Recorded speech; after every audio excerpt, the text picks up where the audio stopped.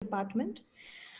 Before I move on to introduce our esteemed guest and speaker for today's special lecture, I would request all the participants to mute themselves and keep themselves muted throughout the lecture so that we have minimal disturbance.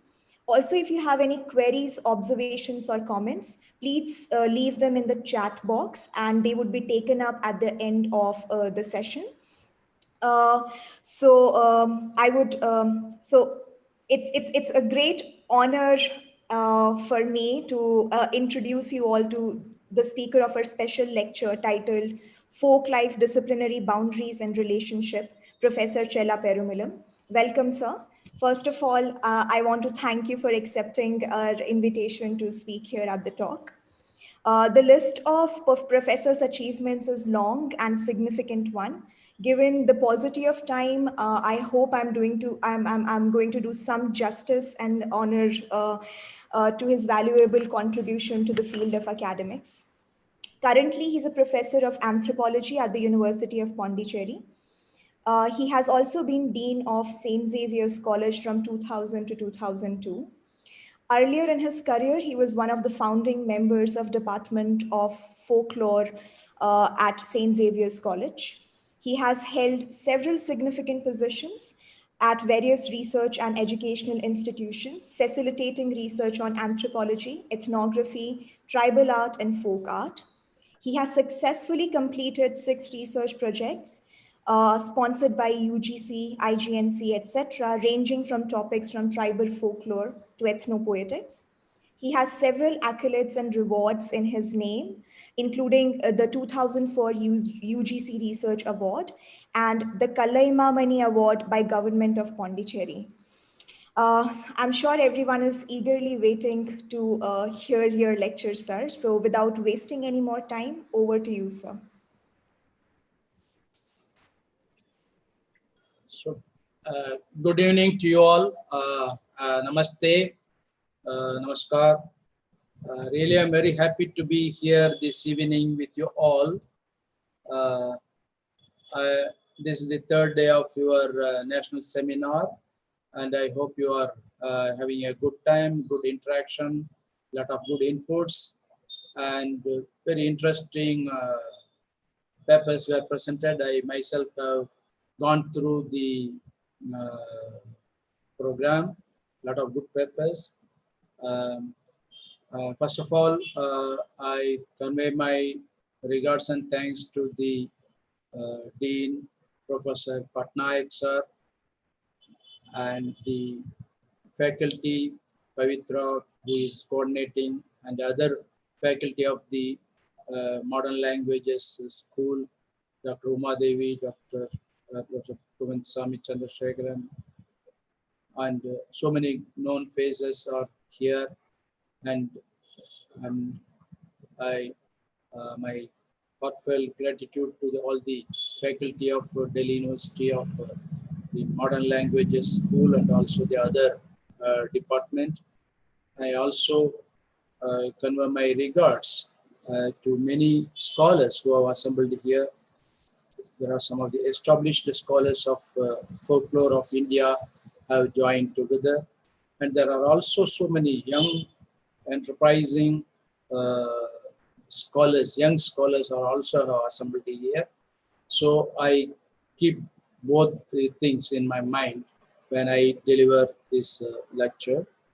And the topic which has been given to me is this: folk life, disciplinary boundaries and relationship. Very interesting title. Very interesting title has been given by much of thinking. I think this title has been given. Instead of giving folklore, I think purposefully the Delhi University organizers of this seminar has given this topic for my special lecture: folk life, disciplinary boundaries and relationships. Because if it is folklore, it will only look into the verbal expressions or artistic expressions or other material lore or performance lore, all these things. only when, if you call that folk life, it is having much wider scope. That we have to remember. Sometimes, because it is lore, sometimes people used to treat this only as a verbal lore. Only sometimes people used to treat it only with the literature. But when you call this folklore as folk life, it gets the full meaning, comprehensive meaning. It includes almost all the aspects of the culture. So keeping this in our mind, we have to discuss all the matters. What I want to share with you today, how the very word folk life has come into existence, why the word folk life has taken a shape and taken a currency instead of the term lore. And let us see the root, let us see the passage it has gone through. And in fact, even before folklore was in currency, even before the folklore was started in the academic discourse, there were some of the earlier terms were also used. It is very interesting. Only in the discipline of folklore, we have, only in the discipline of folklore, we have so many interesting things happen. In the very term itself, so many interesting debates, interesting articulations have taken place. I think it has not happened in any of the other disciplines, whether it is social science or natural sciences. See, for example, if it is anthropology or sociology or psychology, their subject matters and the terminology didn't go through so many changes as the discipline folklore has gone through. So, for example, for sociology, if you call society as the subject matter, okay, society as a subject matter, it remains even now. Sociology as the name of the discipline, it remains now also. There is not much change. Like that, if you compare the same with anthropology, the subject matter for anthropology is culture, and the name of the discipline is anthropology. So you don't have much changes, historical changes, both in the name of the discipline and also in the subject matter.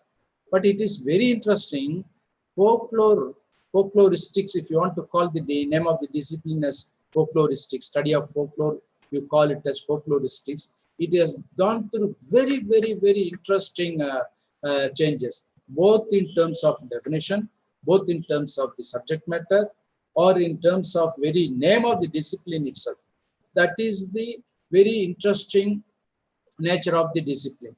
It is not the weakness of the discipline, by which what you should know, you should know the trends of the people, trends of the life or the life situation, what is happening, what are all the changes that are happening in the field of knowledge.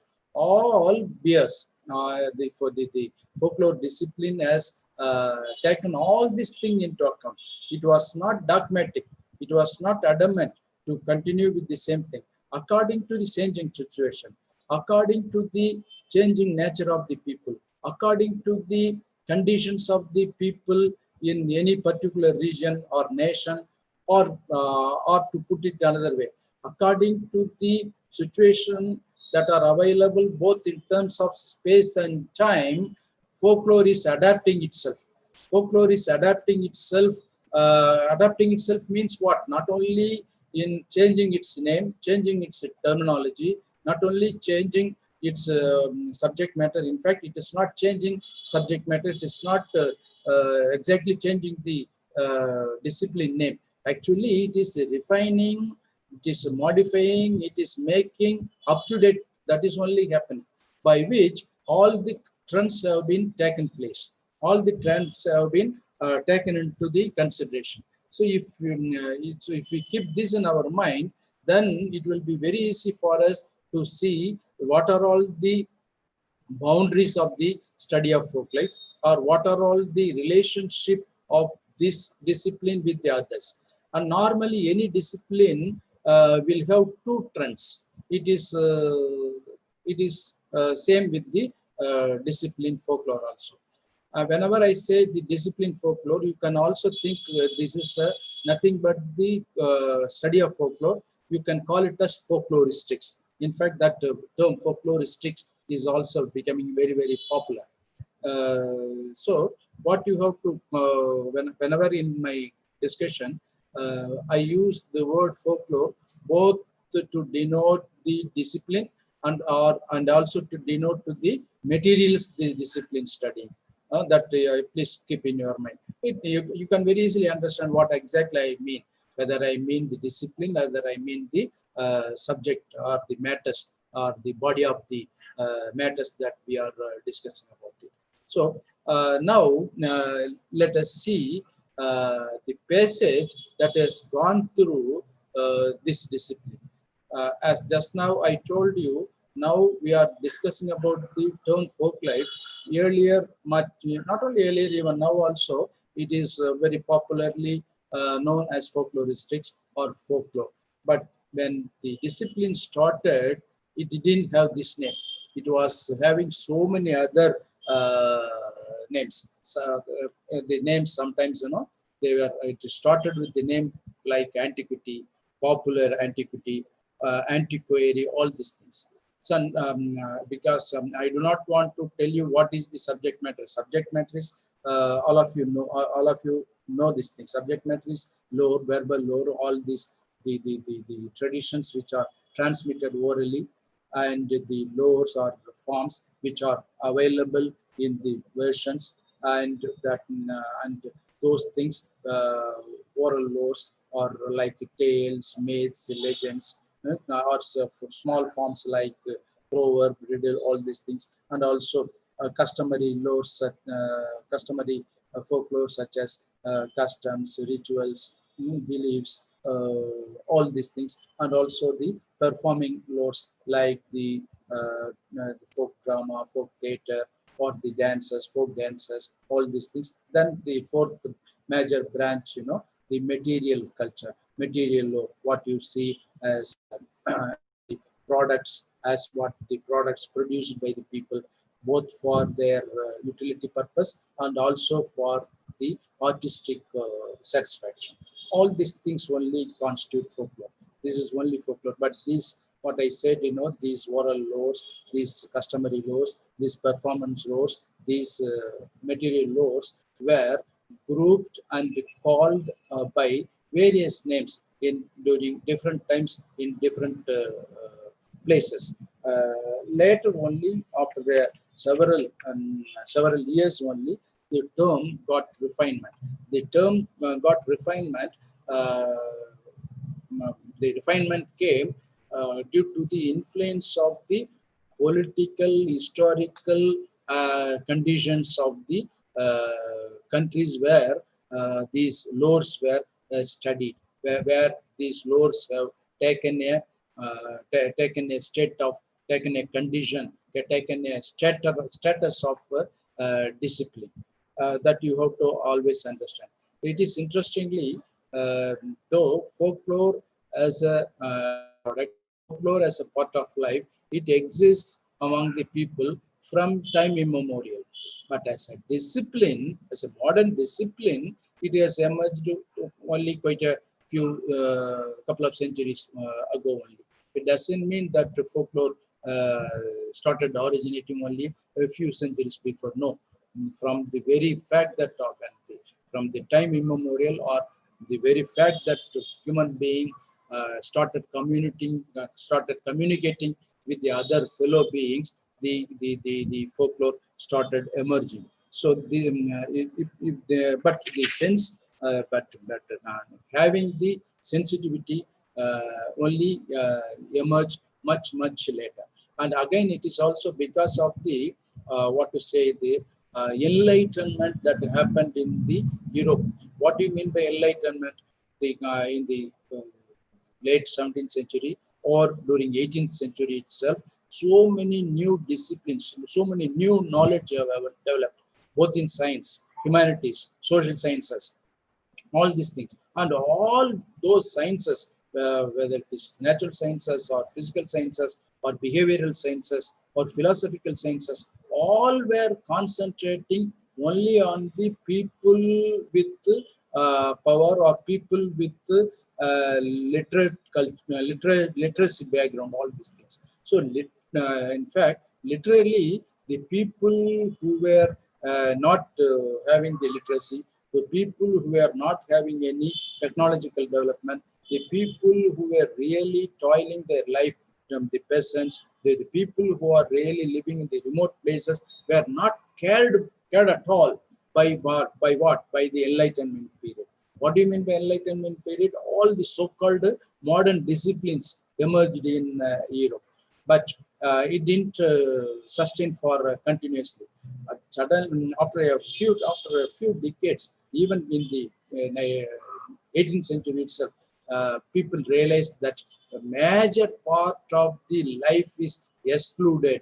Only partial understanding of the life, only the partial understanding of the society, only studied by the so-called modern disciplines. So, especially in the countries like Germany and the countries like Finland, the need for the necessity of studying the common people's creative expressions were realized. That is the period, that is the situation folklore as a discipline emerged. Again, I have to tell you, this folklore, the sensitivity of folklore or awareness of folklore, not only started as a reaction to the modern disciplines, modern fields of knowledge. You will be surprised to know, really, the folklore has been realized by the people,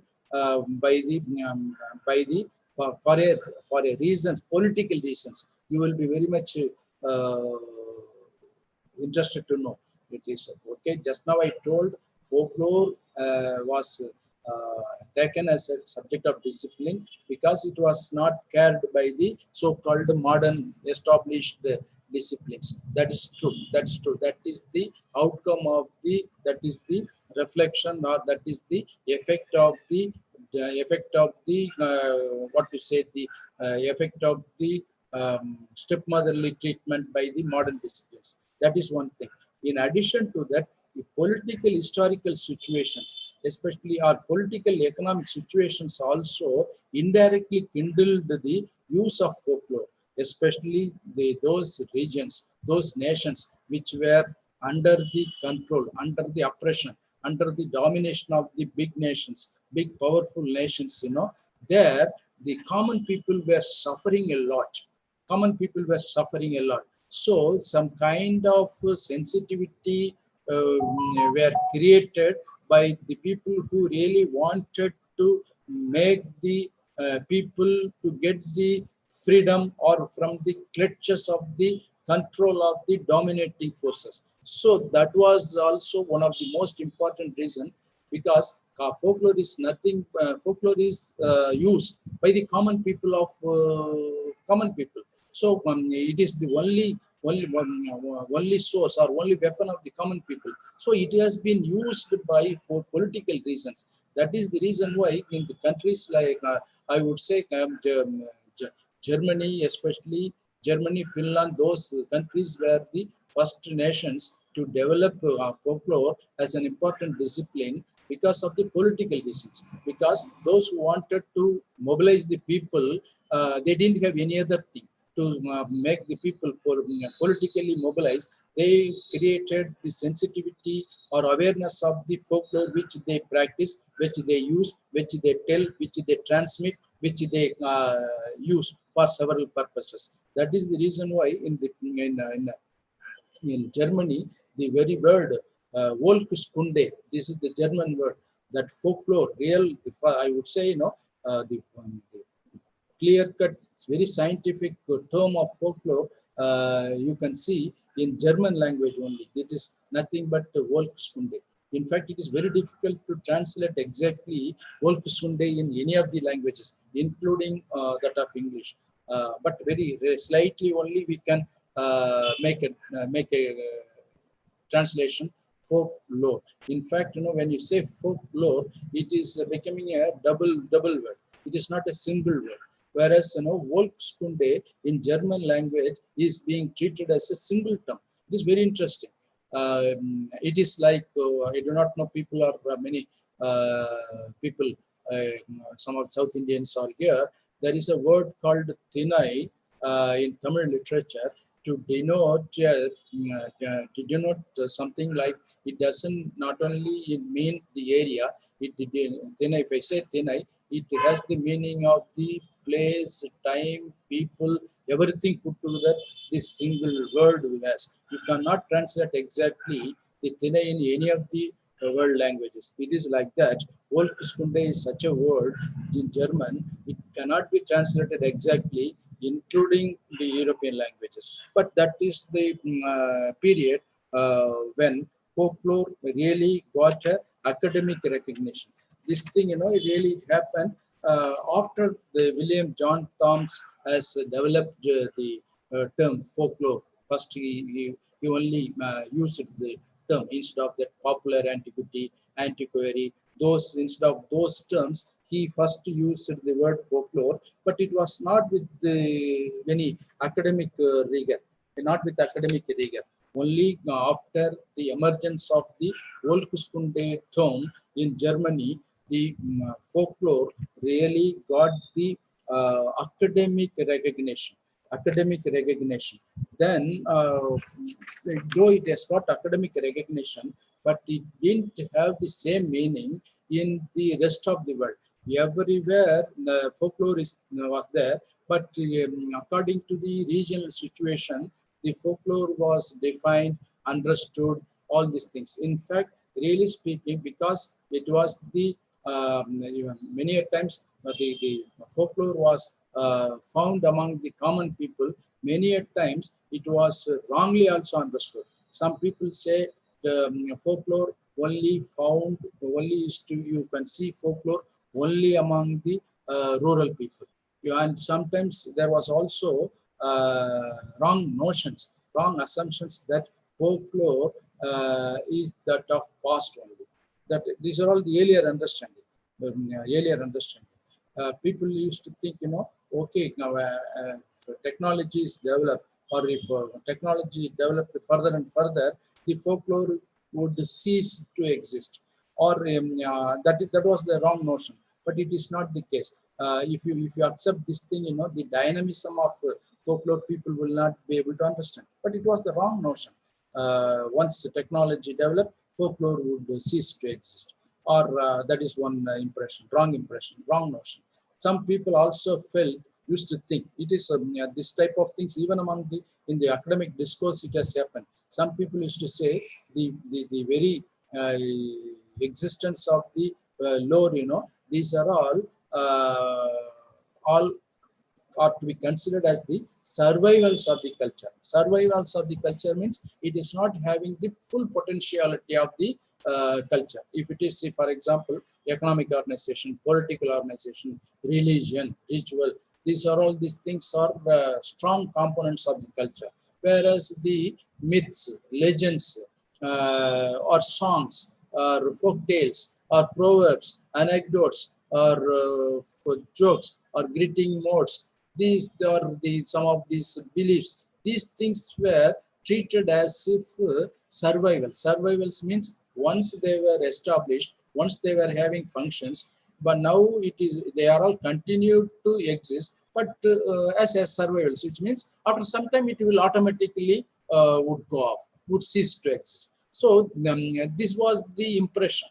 All the though terms have developed, so awareness have been created, but there were so much of wrong notions. Wrong notions have come, and the people used to view it as in a derogatory manner. And sometimes there is also another interesting thing also happening. There was also some people used to have very romantic viewpoint. Romantic viewpoint means, they only aesthetically, oh, what a beautiful song, what a so the people, they oh, interesting things are there. Oh, how suffering, if it is a lullaby, oh, what a wonderful things are there. If it is a religious, so it is so emotional. So this type of only some people attached only the emotional things to the folklore. So okay, it might have emotions, but if you see only emotions, which means you are romanticizing the folklore, either for beauty or no beauty or whatever it is. So these are all the earlier ways of looking at the folklore. But these are all these things were not continuing forever because of the because of the influence of the other disciplines. As I started when I started this session, I told there is always two things in any discipline would be there. Always that will be the trend. One trend would be each and every discipline would protect itself or would prove to the others that it is a discipline of its own. It is independent of its own, which means it has as a discipline, it has its own, it has its own theories, it has its own concepts, it has its own methodologies, all these things. Only if you have all these things only, you can call any discipline as a discipline. So folklore is also having all these strengths. Folklore has its own subject matter, its own concepts, its own theories, its own methodologies, and it is its own theories also, which means folklore has the capacity of sustaining itself as an independent discipline. That is one trend. Okay, then the second trend, that is very, very important trend. And the other trend, any discipline would take the concepts or theories, methodologies from other disciplines. So that is interdisciplinary things. Again, when a discipline takes interdisciplinary approaches or theories from other disciplines, it also has the ability to give to the other disciplines also. This is very interesting thing. One is a boundary thing. So that will very nicely you have given title to this lecture. One is a boundary. Boundary means, yeah, you have your own boundary. It is specific to folklore alone, folkloristics only. It cannot be duplicated. It cannot be duplicated. It is unique. It is unique. There are certain things are unique. In fact, there is some theories of folklore are unique in nature, especially the oral formulaic theory. Especially the oral formulaic theory, people used to say it is a unique theory for folklore. There are like that. There are so many other theories also. So one is folklore wants to maintain its supremacy, individuality. That is one thing. That is one trend, which means that by which you are making your boundary clear. Otherwise, if you are simply duplicating other disciplines, there is no point of having an independent discipline at all. See, for example, folklore is having so many good relationship with other disciplines. Most importantly, folkloristics has a relationship with anthropology and literature. It has enormous relationship, but it is not duplicating. Folkloristics is not duplicating anthropology. Folkloristics is not duplicating literature, but it has a very, very strong relationship. Okay, again, not only that, not only folkloristics has the relationship with the discipline like anthropology and literature, it is also a relationship with other disciplines like linguistics, sociology, psychology, or even politics, economics, name anything, but it has so much a strong relationship with the two disciplines. So now we have to also understand the uniqueness of the discipline and also the relationship of the discipline with the others. The relationship here, now relationship means you should also able to give, you should also in a position to receive. It is mutuality. It is not one-way traffic. If it is one-way traffic, there is of no use. That is what that is. It is that those things we have to understand. So if discipline is to be strong, discipline is to be maintain its individuality or uniqueness, it should have appropriate subject matter. Here, the one interesting thing with this folklore, when you say subject matter, all the other disciplines are having single subject matter, whereas folklore is having double subject matter. Again, this is also one of the uniqueness.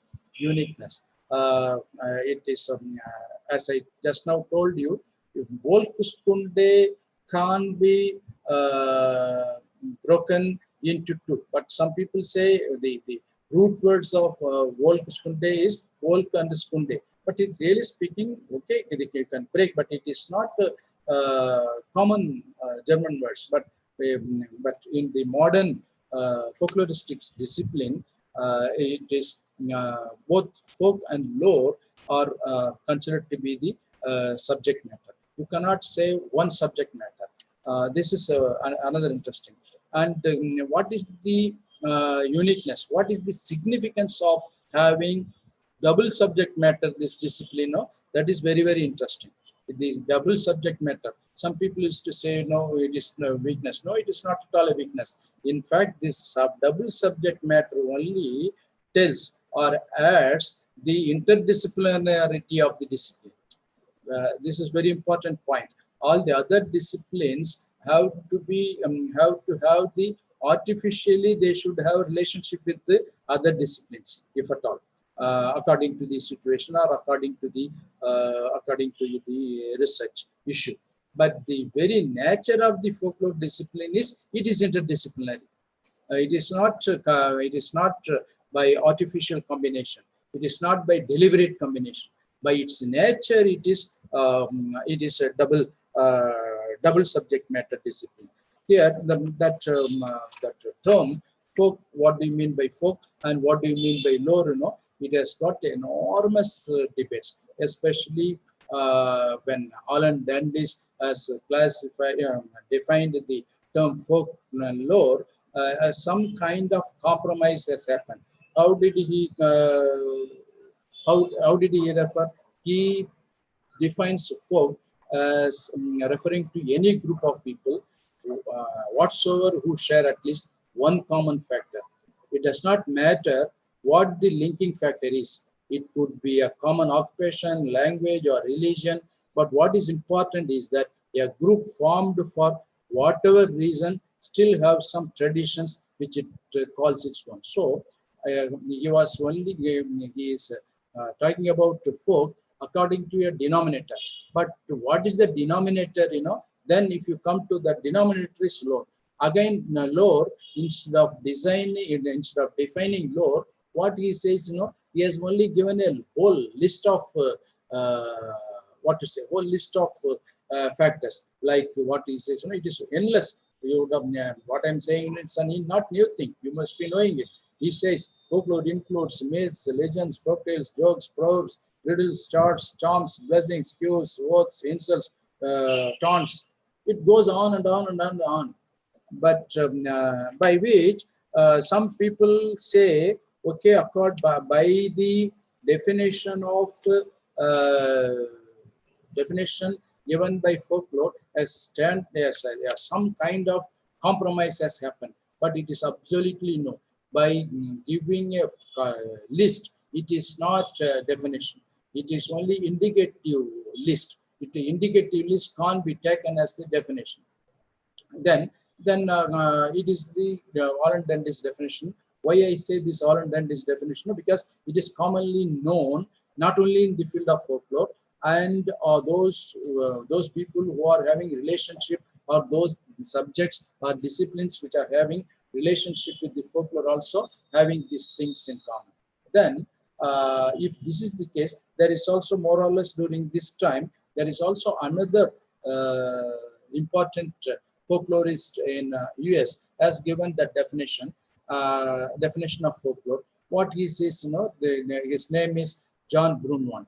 John Brunwan's definition of folklore, he says folklore is oral. What he call as folklore, he says it is oral, and it is traditionally transmitted.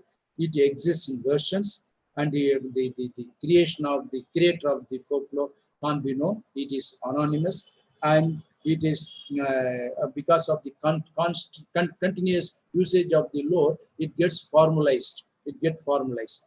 This is the definition John Brunwan says. Then again, here also there is a problem.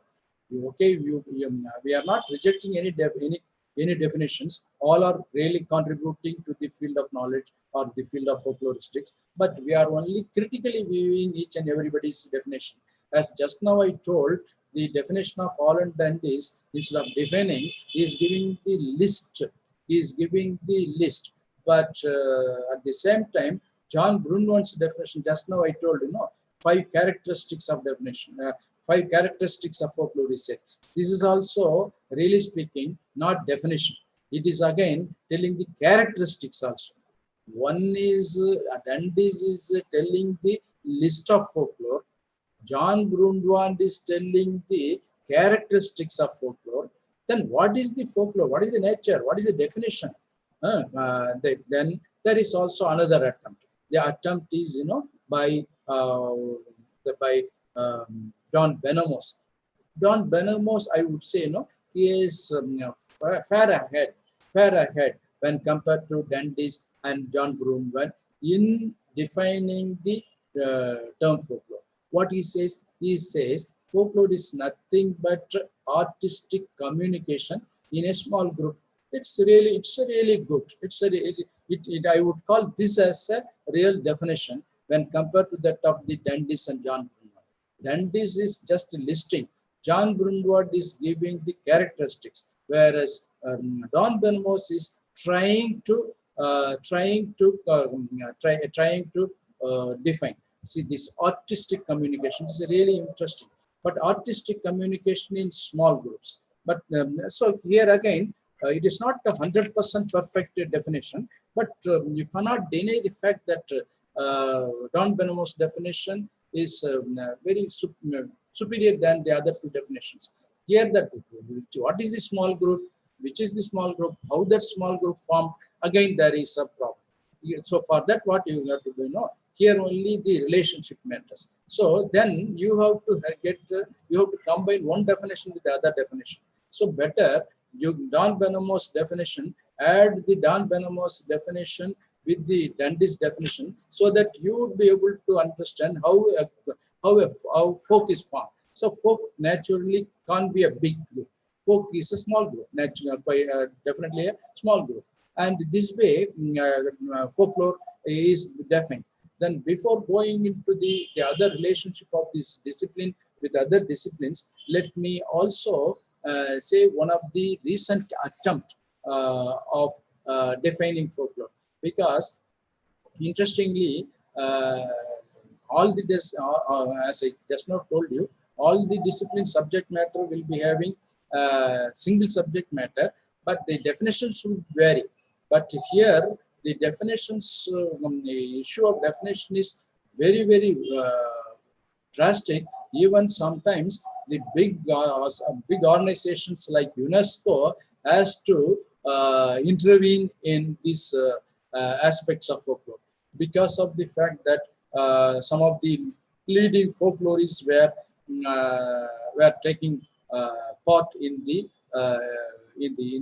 organization called UNESCO. Because after all, UNESCO is the organization for the study and promoting or understanding of the culture or diversities of the culture in the world. So if you say the culture, definitely folklore is definitely a very inseparable part of the culture. It is not just a part of the culture. We should remember these things. It is sometimes, the earlier wrong notions of understanding of culture. If you see the during the not the earlier times, but for sometimes when in some of the anthropological or ethnographic work, people used to elaborate culture in terms of social organization, family, kinship, marriage, religion, relations of production, economy, and at last they would say art and folklore, as if it is subsidiary, as if it is something marginal, as if it is not the core part of the culture. It is absolutely wrong attitude, but it has been corrected. It was a wrong notions. So due to this thing, UNESCO itself came forward to define folklore. That is very interesting thing. Especially that was led by Laurie Hancock, a great folklorist himself. So if you read that definition, you would come to know really the folklore has taken a shape of really speaking folk life. It sometimes let me read that definition, 2-3 lines definition, then you will understand what I want to say. According to the UNESCO, folklore or traditional and popular culture is the totality of tradition based creations of a cultural community expressed by a group of individuals and recognized as reflecting the expectations of community insofar as they reflect its cultural and social identity. Its standards and values are transmitted orally by imitation or by other means. Its forms include, among other things, language, literature, music, dance, games, mythology, customs, handicrafts, architecture, and other arts. See, why I brought this UNESCO definition? No? Really, UNESCO has attempted to define in the attempt of this definition. What really happens? The UNESCO all and this definition is subsumed in this.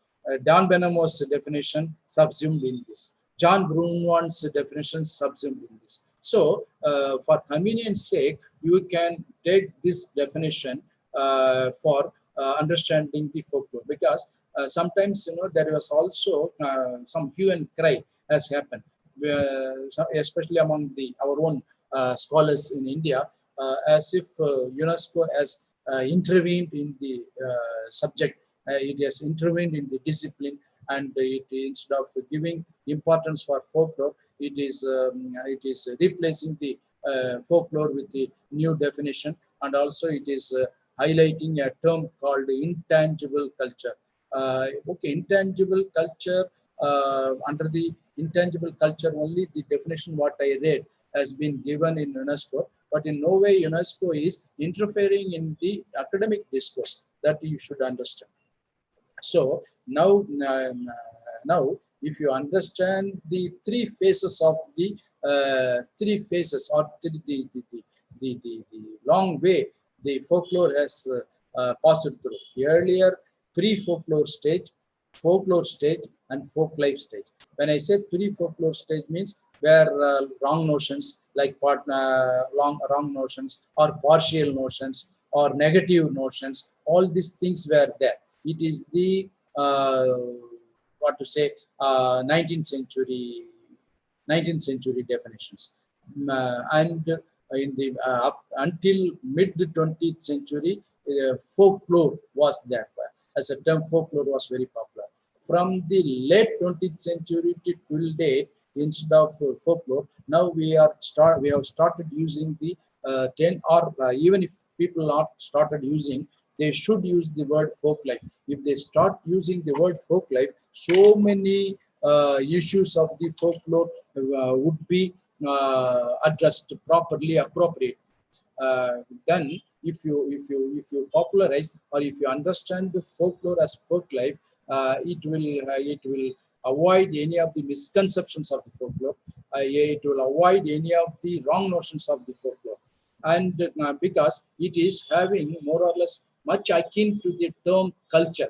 Very see, nobody criticized the word term culture. Remember, see, anthropology uses the word culture. Nobody criticizes the word culture. The sociology uses the word society. Nobody criticizes the word society. Okay, you can define differently, critically. You can apply all these things, but only when folklore is used, it is facing all sorts of criticisms, inadequacies, all these things. And again, the problem with this, because of the when it is applied, or when it is, the problem is more serious when the term is used in the respective languages. That is very interesting. Marga, Desha, Nattu Puraviyal, Nattar, Vadakkatriyal, Janapada. So many things. You take any language, even in Japanese language. There are some good linguists are there. Even our Professor Prakash Patnaik is a good linguist. He knows better than me. If it, as long as it is folklore, no problem. And just to take what do you call folklore in your language, then there is no consensus. Again, it is another interesting thing, even within the language also no consensus. See, for example, in Tamil, we use two terms. In fact, we are like DMK and ADMK, we are fighting with each other. Some people call Nattu Puraviyal and some call Nattar Vadakkatriyal. But both are, if in English, we are common. Yes, folklore. Yes, I am folklore, you are folklore, no problem. But in Tamil, I say I am Nattar Vadakkatriyal, you say Nattu Puraviyal. This is the same issue with all the language situation. That is the reason why in what happened, in Kerala, instead of using any of these their own Malayalam terms, they have come to a consensus so as to avoid any confrontation within Malayalam. They have started using the word folklore. Folklore. It is folklore is not an English word in Malayalam. It is a Malayalam term. And our leading folklorists produce, write good standard books in folklore. Because they write folklore in Malayalam, no problem. But if they use any other term, there will be a lot of confrontation. Okay, then I do not want to go into those details much. But now, let me go directly to the relationship of the discipline of folkloristics with other disciplines. Most importantly, I will be discussing with the two disciplines. If there is a time permit, I can go to the later. But most importantly, folklore or FOLKLIFE, because of these constant usage, I may be using the folklore, though I should use the FOLKLIFE, but doesn't mind. As I initially also cautioned you that whenever I say word folklore, it might denote folkloristics or folklore, whatever it is. This folklore is having a strong relationship with discipline anthropology. And that is, anthropology comes under social sciences. And how would you place folkloristics? That is a very interesting question. See, anthropology, okay, it is a social science, no problem. Only if you add physical anthropology, biological anthropology, there is some problem with come. There is a biological sciences also in it. But we in this session is not to go into the debate of anthropology. Let us confine to the folklore discipline. In the discipline folklore, where would you place folkloristics? Where folkloristics is a social sciences, folkloristics is a humanities. If I ask this question to all the folklorists assembled here, what you would say? In a way it is a social science, in a way it is humanities. Why it is in a way social science? Why it is in a way for humanities? Because it is studying the people, studies the people, one category of people. Okay, so folk. Okay, so because it is concentrating on the kind of people, whether small group or folk group, whatever it is. So because it is studying the people, definitely it should be placed under social science. But it is also studying the artistic expressions of the people. So art doesn't have any place in social science, whether it is literature, songs, proverbs. If something has artistic feature, if something has aesthetic value, you need not have to put that in the social science. Only because it is qualitative in nature. Where you have it is subjective in thing. So if something you want to call it science, it should have the objectivity. But if it is subjectivity, if it has subjectivity, then you should place it under the humanities. See, for example, where would you place literature? Normally, literature finds exactly in humanities. Like anthropology, exactly would place in social sciences. Now the issue comes, where would you put the folkloristics? Yes, folklore has something in social science, something in humanities. So now, what is that something? It folkloristics resembles anthropology in some ways, and literature in some ways. How that we will do it? We will discuss that thing. Some of the points. How what the most important relationship between the folkloristics and anthropology. And I would tell that, as just now I told, the term definition for folklore, which started with William John Thoms. He, in fact, more or less during that time only, anthropology also has the term for culture. In fact, a few years prior to the definition of culture by Taylor, William John Thoms has given his definition. What was the definition William John Thoms gives in 1845? For folklore, he says, the manners, customs, observances, superstitions, ballads, proverbs, etc. of the olden time.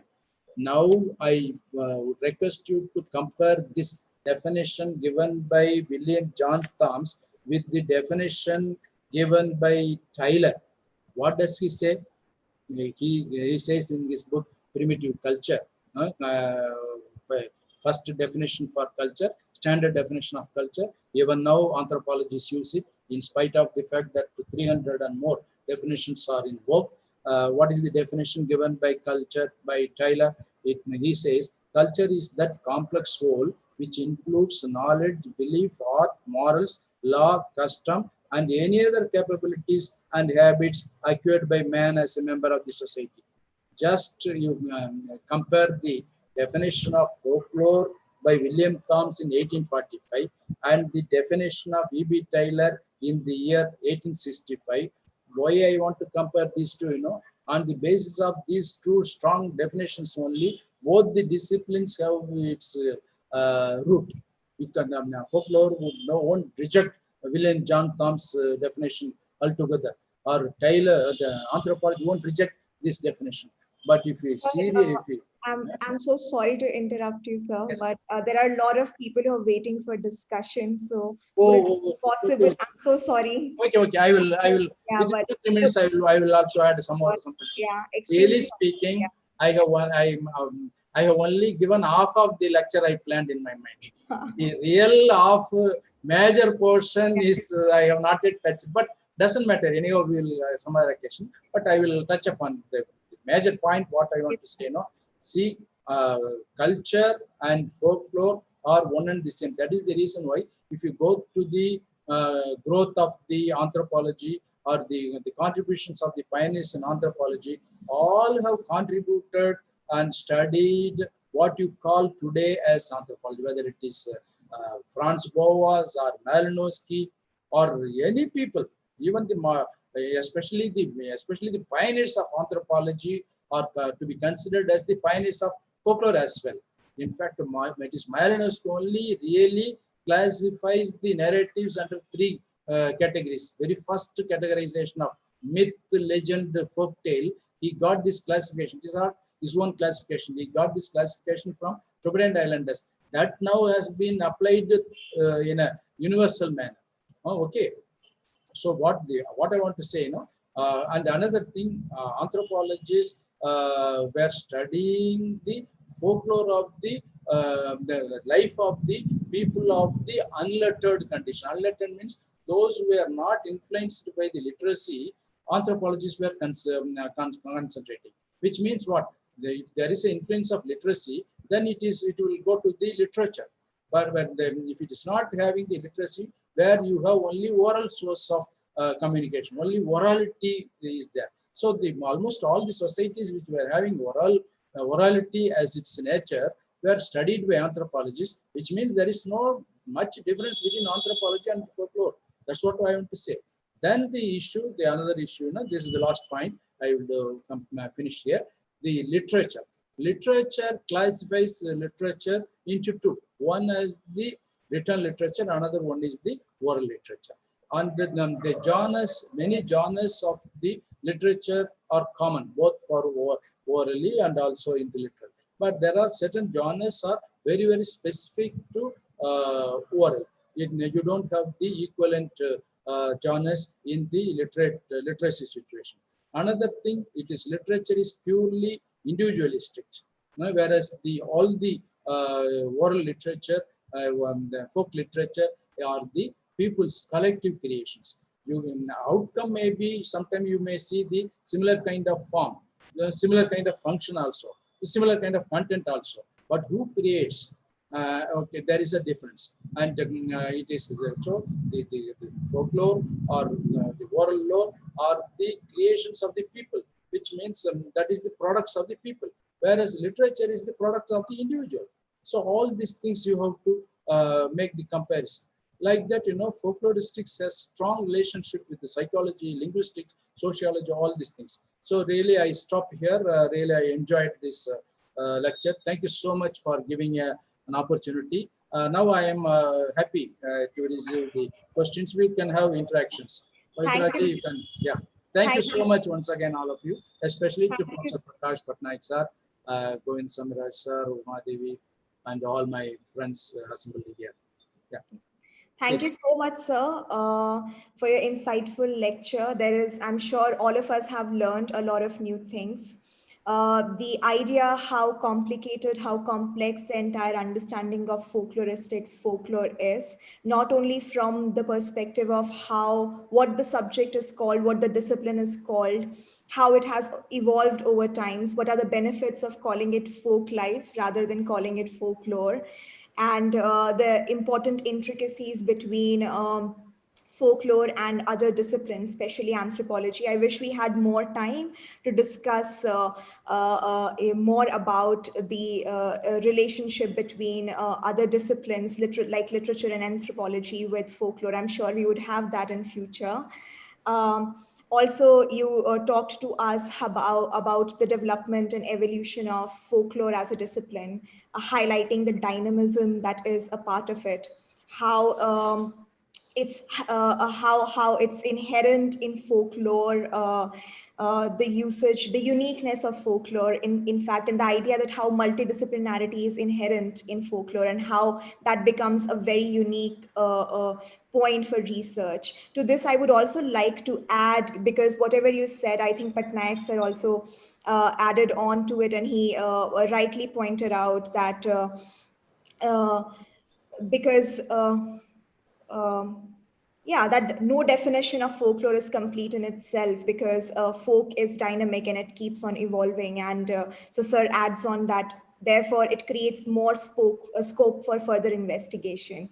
So thank you so much, sir, for this wonderful lecture. I think if you permit me now, we can take a few questions and open the floor for discussion.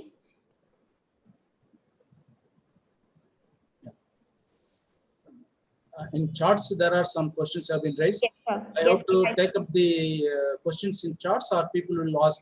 so I can take up the questions, sir, for if you allow me. No, they can ask if they have not put their questions in Yeah. chart. They can also ask Okay. also, no problem. That They also that see the charts. Hello, that's that Subramaniam. Tell me. Yeah. So actually we are not allowing. yeah. So first question is from Sahib Kaur. She asks, science as a concept belongs to modernism, but often takes the credit to whatever exists as reasonable or naturally validating, or as a consequence of folk and cultural engineering in any community's folk life. How does folkloristics as a discipline deal with contestation between cultural engineering and science in communities' folk life? Yeah. In fact, it is not contesting. I can't subscribe, or I can't appreciate the term contesting the. In fact, it is.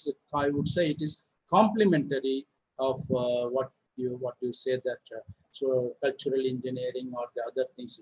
It is a complementarity. You should see from the perspective of complementarity. Don't see this from the in fact, contradictory perspective or compartmental perspective. So if you have that complementarity, then you would be very easily understand these things. Because then, since there are so many questions, I do not want to elaborate. I want to attend to all the questions and all. So this is in a short, my short response. Yes. Look from the complementary perspective rather than seeing the contrast perspective. Now, let us take the other question. Right, sir. So the next question is, I don't know, the person has not, we don't know his name, their name. But the question is, I would like to know your opinion on the art form graffiti. especially at the academic institutions, where it astutely depicts the modern life and has socio-political connotations. Yes, yeah, it is well-known fact. Graffiti, graffiti is definitely a kind of folklore. Again, when I say graffiti, not only graffiti, there are emojis. The present day emojis, so many things are emerging.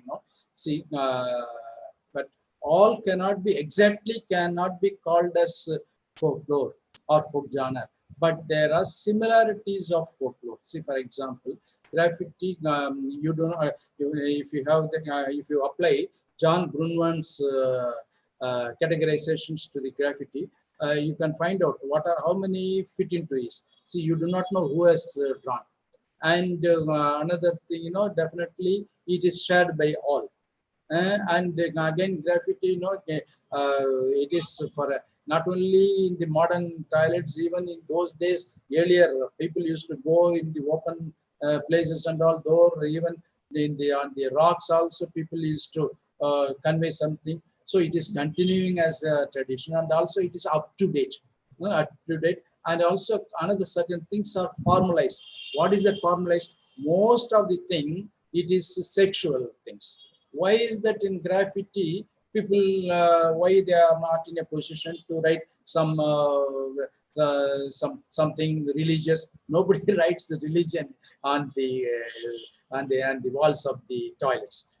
Nobody writes poems on the toilets. So it is mostly, so these are all things, so you have to find out the folk quality, folkloristics quality, and so that only we say folklore is dynamic. Folklore can't die. Because even I would say we are going to have within 2-3 decades, we are going to have robo if everything goes, or if probably after a century we may be having the clones of say for example like Pavitraji, we can have 3-4 Pavitra, we can have that. Before going to that, we are going to have robo. Only robo will not be creating folklore. As long as man are there, as long as there is a relationship between man and man, or man and man, man and woman, folklore is going to exist. Right. Thank you, sir. Yes. Next question, I think you touched upon it at the fag end of your discussion. But Sire Singh Chopra wants to know, what is the relationship between folk life and literature? Folklife and Literature, sir. folklife and literature. Yeah. See, if folklife, literature is the product of the folklife. And religion is the product of the folk life, or you can also you can say it is either you can see as a product, byproduct, or part. What I would say, literature is the byproduct, whereas oral literature is the part of life. So this way you have to look into it. See, literature is the byproduct, whereas religion part of it, part of the folk life. Economy part of folk life, family, kinship part of folk life, and in fact I would equate folk life with the culture. But then what is the difference between, if at all, what is the difference between folk life and culture? That question would have been the most intelligent question than the question of asking what is the relationship between folk life and the literature. See, not all cultures are folk life. When we see for it, because certain things are literate cultures are there, or cultures influenced by literacy, or all these things, those things you cannot bring in the under folk life. See, if you want to say throughout the world people are having cultures, definitely the cultures are having all pervasive phenomena. Whereas within culture you should find out folk life. That is interesting thing. So within culture there is also non-folk life also. That way only we have to find it. See, for example, if there is a relationship, social relationship, now in the social relationship, not only the people belong to the lower stratum would be producing folklore. You would find the folklore produced by the people in the upper stratum also. So you have to find out the folk life phenomenon in the culture. Okay, but not whole culture cannot be called as folk life. Definitely, there is in life you have folk life. You in the life you have also non-folk life. That is there. You find out what is folk life in it, according to the our disciplinary perspectives. And again, I have to tell you, folk life is going to continue. It won't end. Even probably, as I just now told, we do not know what will happen if really clones have emerged. But even during the days of robo, we are going to have folklore. You can go to mall, next to you some robo will be walking with you, but robo may not be having folklore, but you will be having folklore with your friends, with your family, with your boss, all these things. Robo may not be having. Like that, next century, now we are in 2020, probably during what to say, 2120, after 100 years, we may be having clones. At that time, whether clones may not be having folklore, but if you are at that time only, really speaking, so during that time also folklore will have a strong, much more efficiency. Those people, only the real people are having the folk life. The clones will not be clones will be having life, but they may not be having folk life. Right. Yes, sir. All hypothetical imagination only. Yeah. Yes, I insist my point. I am predicting. Now, don't say that I am a futurologist. Yeah, they are only anthropologists and folklorists only.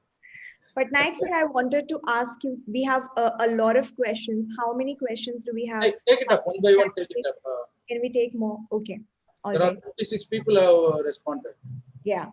So next question is by Shreya, and she wants to ask, is survival the delegated space of conjectural verbiage or foundational for any schema?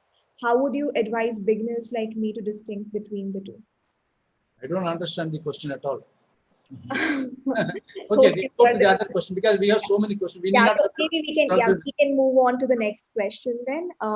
Ruchi Rana asks, I would like to ask how and in what ways anthropology and folkloristics differ from each other as far as the field techniques and field-oriented methodologies and point of view looking at the studied subject.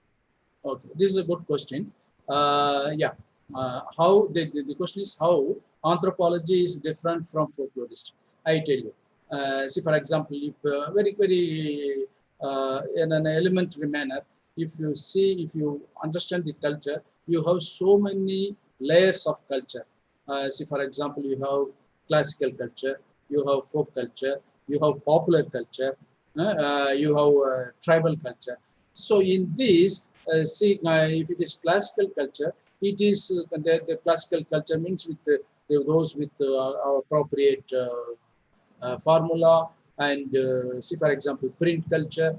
Those things are all not having any folklore in its dynamism. So, say, and again, say popular cultures, movie, say movie or film, all these things, you produce exactly. It is ditto. You can have only multiplication. See, in the popular culture, you have multiplication, whereas we folklore, we are talking about the version. Version is different from multiplication. And again, in the popular culture or like other popular culture or literature, you have masterpiece and the versions. Sorry, masterpiece and the multiplications. Whereas we in folklore, we don't have any masterpiece. There is nothing like all versions are equal. This is very important concept, which means folklore talks for folklore for the equality. See, you can see any performance, you cannot say this is the performance, all the others are versions of that performance. No, all are equally valid. Okay, this is very interesting. Whereas if you apply the same formula for the literature or it is you have masterpiece, and that masterpiece can be multiplied. There is no versions. If you have the versions, then folklore comes. So I tell you, the anthropology or the field of literature will be looking into the especially folklore, the anthropology would look into the folk culture, popular culture, tribal culture, print culture, everything put together. Whereas folklore or folk life would look into the folk life phenomenon only. In fact, so that only I tell you, I often used to say very often I used to say this word. Folklore is nothing but a specialized sub-branch of cultural anthropology.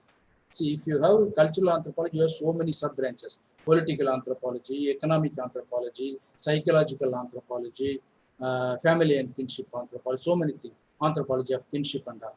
Like that, if you list so many sub-disciplines, it is endless sub-disciplines the cultural anthropology has. One of these sub-disciplines, that too not just a sub-discipline, very specialized sub-discipline. In fact, I am giving one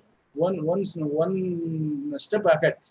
Other sub-disciplines of cultural anthropology are just sub-disciplines, whereas only folklore has the capacity, folklore has the uniqueness of being treated as the specialized sub-discipline of cultural anthropology. Yes. So that way you have to look into the anthropology and folklore or anthropology and folkloristics in this manner. Sure. Thank you, sir. There are two more questions. Yes. One is by Mitali Burman, and she asks, is there a term called folk medicine? Yes. Because folk songs also talk about preparation of traditional medicines. Yes. So, in this context, do you believe that traditional medicine knowledge or practices are also bringing biological or medical science dimension to folk life? Yeah, this is also a very good question. In fact, that point I have not touched upon.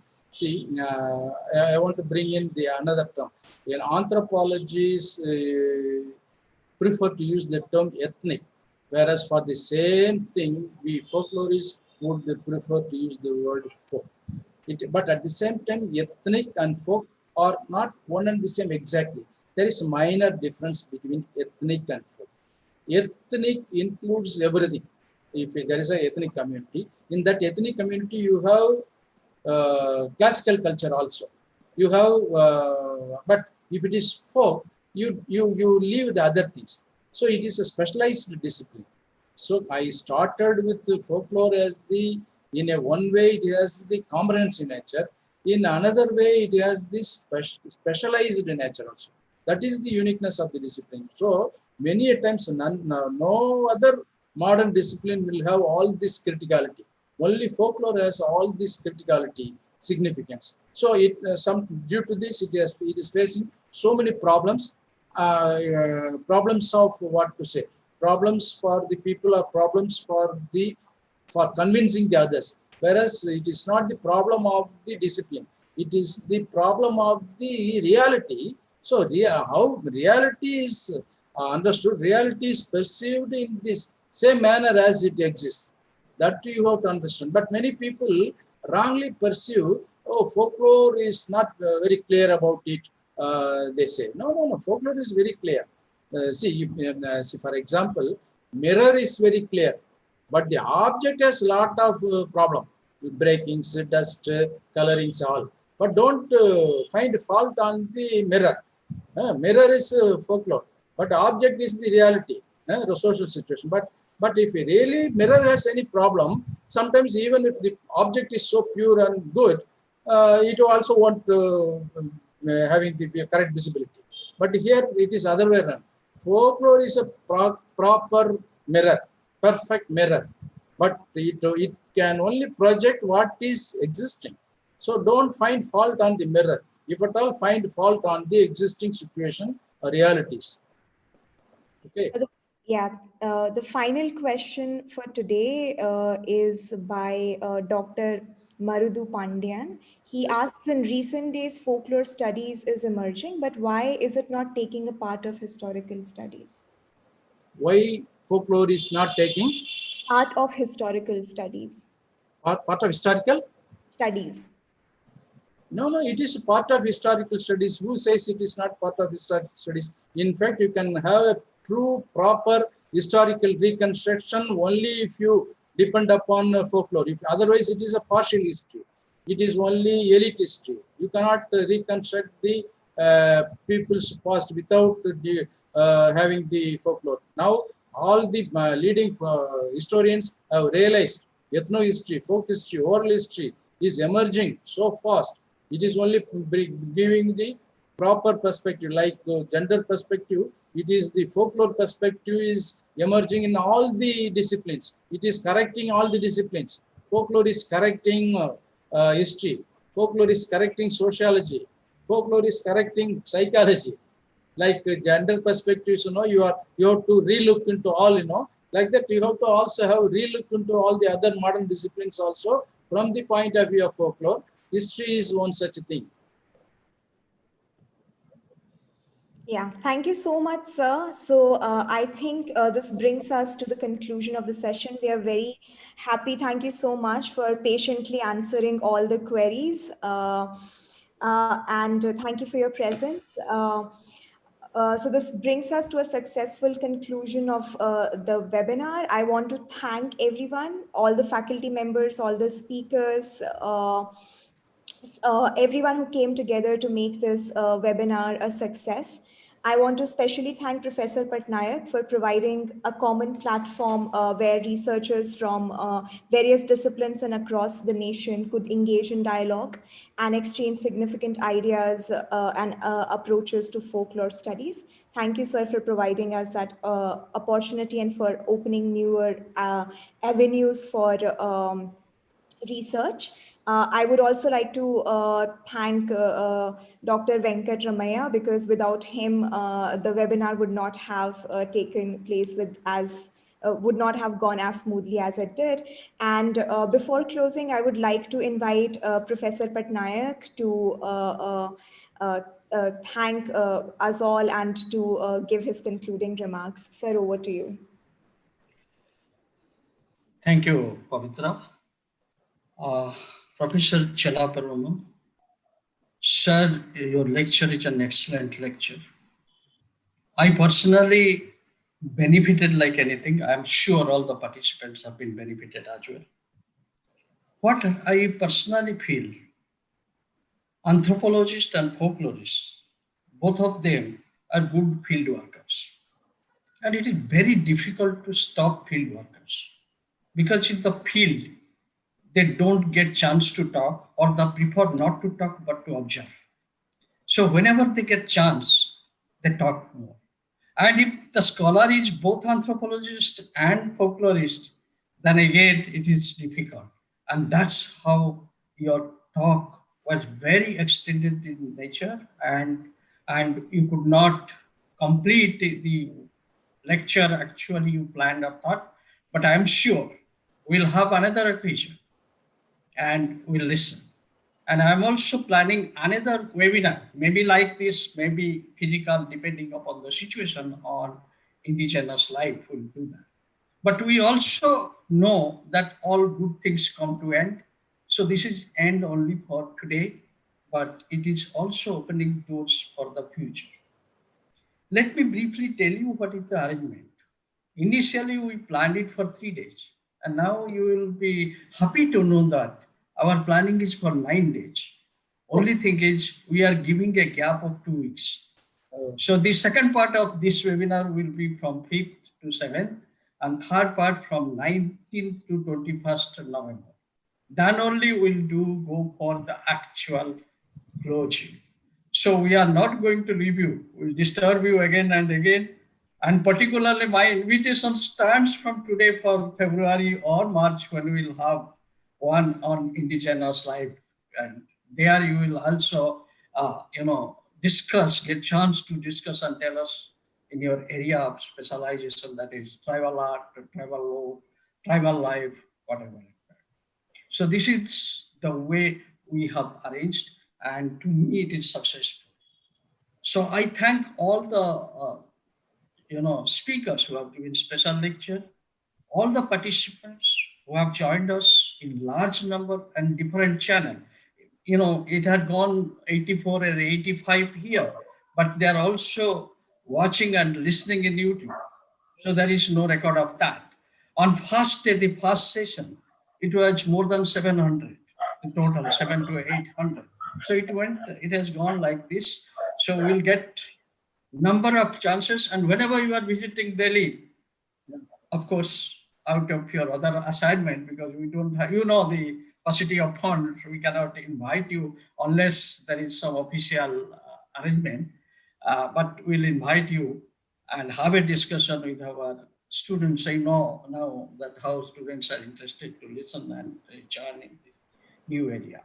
And really, Dr. Venkatramaya deserves special thanks because he's looking after the technical side. And it's boring in the sense he has to be present all the sessions. Without him, we cannot work. And our 9 moderators, that day, we had a demo session. I said, you are the Navaratna. Of course, they translated into 9 gems. I said, no, I'm not talking about 9 gems. I'm talking about the 9 scholars. And they have done their job in a very excellent manner. My colleagues are excellent, and all of them trying their best to support and take the department to the different level. And students, you have seen the examples in other participants, they have seen how the students are interested to know new things and enter into new areas of investigation, and FOLKLIFE is one of them. So it has been well accepted. I thank you specially, thank all the participants, thank our students, my colleagues, and all those who have encouraged us. Thank you. Again, over to Pavitra. Thank you so much, sir. You also deserve a special thanks because you brought us this platform where everybody could come, and it opened, it expanded our understanding of folklore, folk life, and we were able to hear perspectives from different disciplines, experts from different disciplines across the nation. So thank you so much for doing that. Thank you to our guest speaker again, to all the faculty members and participants. And I hope to see all of you for the second part of this 3-phase seminar. And I think we can close now, sir. Yeah. Thank you so much, everyone, for joining us today. Thank you. Thank you. Thank you so much. Thank you all.